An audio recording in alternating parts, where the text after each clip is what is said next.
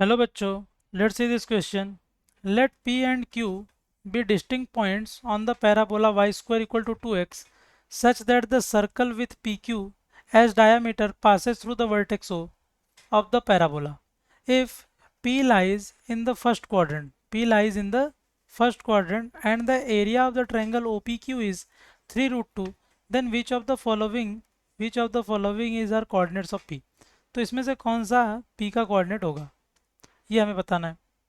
तो एक rough diagram draw करते हैं थोड़ा।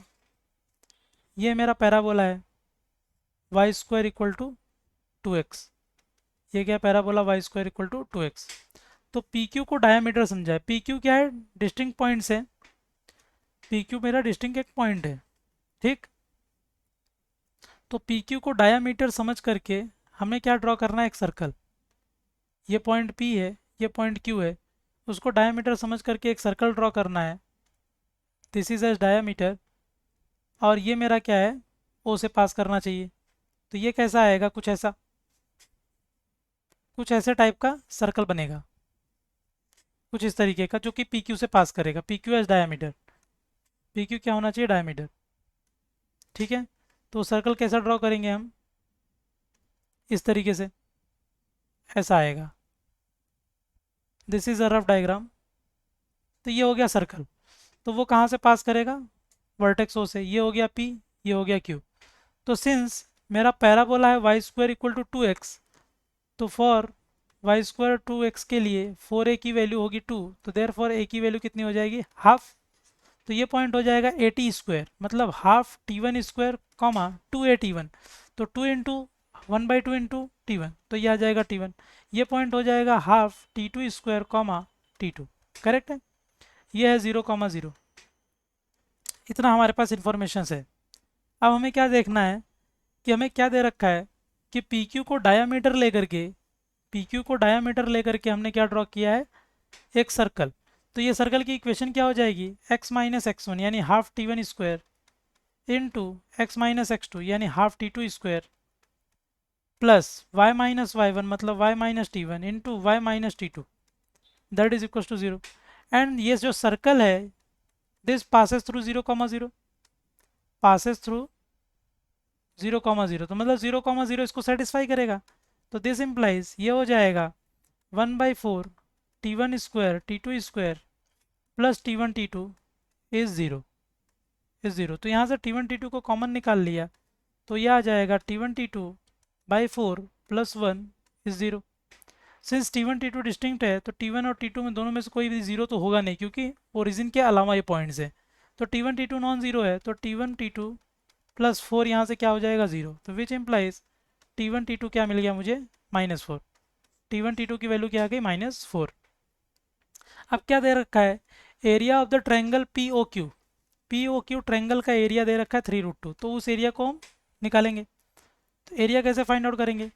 Area of triangle p o q is equal to 3√2।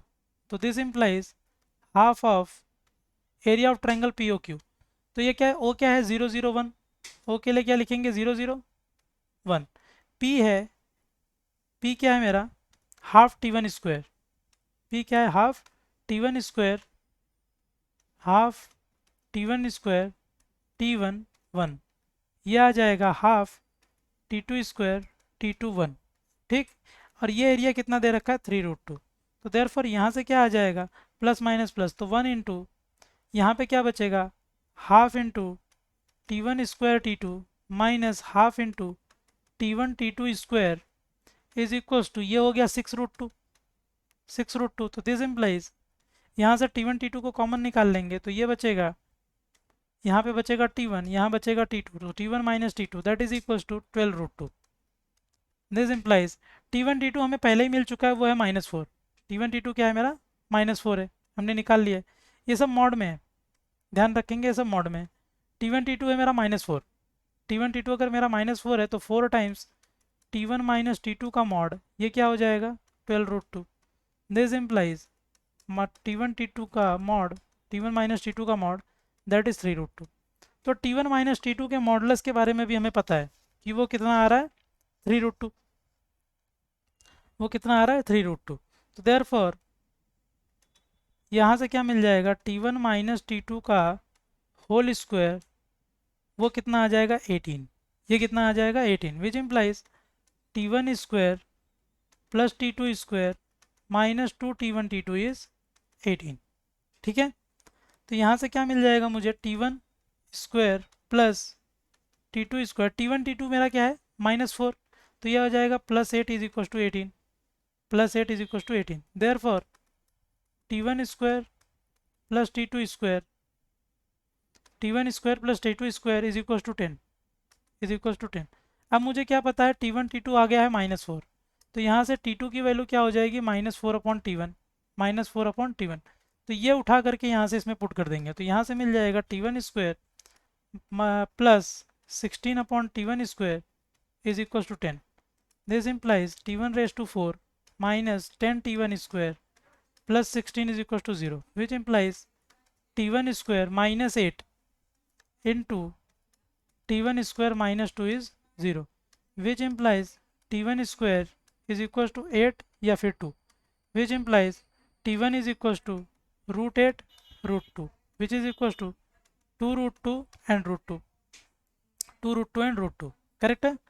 ये क्यों लिया हमने, माइनस क्यों नहीं लिया, as T1 is positive, as, क्योंकि पॉइंट P के कोऑर्डिनेट्स क्या बोल रखा है, पॉजिटिव है, पॉइंट P के कोऑर्डिनेट्स क्या होंगे, पॉजिटिव, तो मतलब ये T1 क्या हो जाएगा, पॉजिटिव।